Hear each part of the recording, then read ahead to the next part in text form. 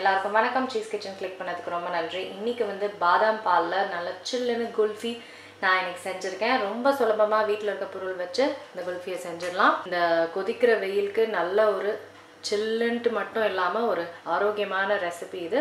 கண்டிப்பாக ட்ரை பண்ணி பாருங்கள்.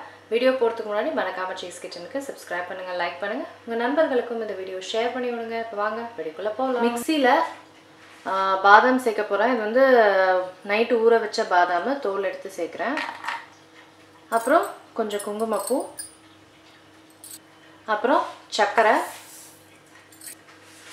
அப்புறம் பிஸ்தா. இப்போ இது எல்லாத்தையும் வந்து குறைன்னு அரைச்சிக்க போகிறேன். பால் வந்து 1/2 லிட்டர் வச்சுருக்கேன். ஃபுல் க்ரீம் மில்க் இது. இது வந்து இப்போ பால் வந்து பொங்கணும். அதுக்கப்புறம் நம்ம இன்க்ரீடியன்ஸ் போட ஆரம்பிக்கலாம். கஸ்டர்ட் பவுடர் நானே செய்ய போகிறேன். உங்களுக்கு வேணும்னா நீங்கள் கடையில் வாங்கிக்கலாம். கார்ன்ஃப்ளவர் போட்டிருக்கேன், தண்ணி, வெனிலா எசன்ஸ், அப்புறம் கொஞ்சம் எல்லோ கலர். எல்லாத்தையும் வந்து மிக்ஸ் பண்ணிக்கிறேன்.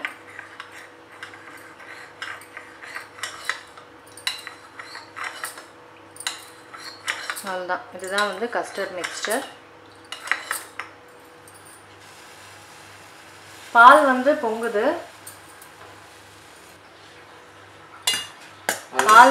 பால் வந்து பொங்கிடுச்சு.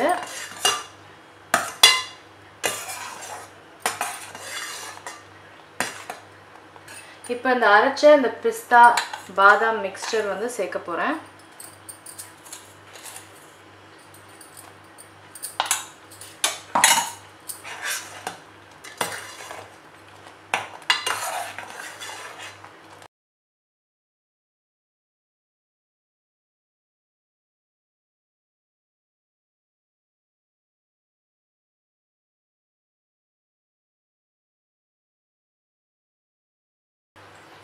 அப்புறம் ஏலக்காய் பொடி,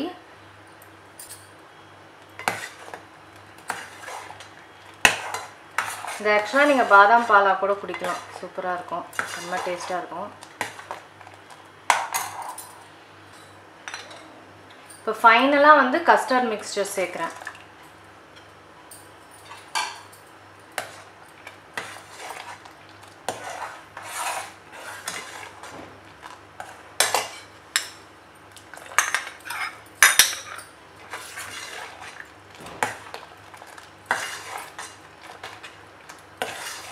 இதை சேர்த்தோன்னே வந்து நல்ல திக் ஆக ஆரம்பிக்கும். திக்காயிடுச்சு. இப்போது இதை வந்து டம்ளர்களில் ஊற்ற போகிறேன். நீங்கள் குல்ஃபி மோல்டில் கூட ஊற்றிக்கலாம். இந்த மிக்ஸ்சர் வந்து நல்லா கூல் ஆகணும். அப்போ தான் வந்து நம்ம ஆட் பண்ண முடியும். ஸோ அதனால் நல்லா கூல் ஆகிட்டப்புறம் நான் சேர்க்குறேன்.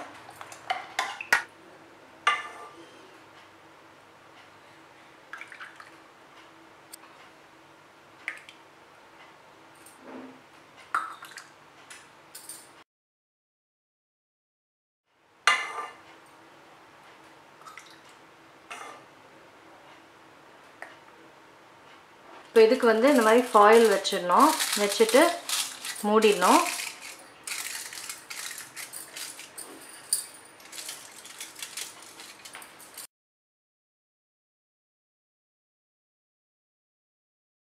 இப்போ இந்த ஐஸ்கிரீம் ஸ்டிக்கை வந்து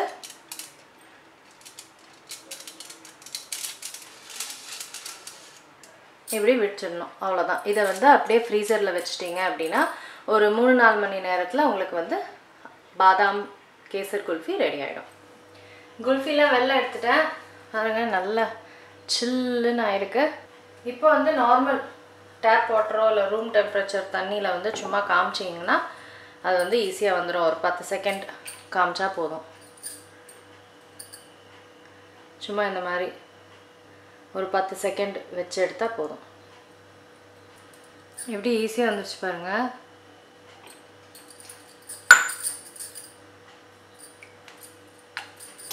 எடுத்தாலே போதும். ரெடி ஆகிடுச்சு. சூப்பரான பாதாம் பால் குல்ஃபி ரெடி ஆகிடுச்சு. கண்டிப்பாக ட்ரை பண்ணி பாருங்கள். செம்ம டேஸ்ட்டாக இருக்கும். வித்தியாசமாக பால் கொடுத்த மாதிரியும் இருக்கும். இந்த வெயில் காலத்துக்கு நல்லா சில்லுனும் ஆரோக்கியமாகவும் சூப்பராக இருக்கும். நல்ல ரிச்சான ஒரு ரெசிபி இது. கண்டிப்பாக ட்ரை பண்ணி பாருங்கள். நான் உங்களை சீக்கிரமாக அடுத்த வீட்டில் சந்திக்கிறேன். வணக்கம். இருங்க எங்கே போகிறீங்க? இந்த 2 வீடியோஸும் கண்டிப்பாக உங்களுக்கு பிடிக்கும். கிளிக் பண்ணி பாருங்கள்.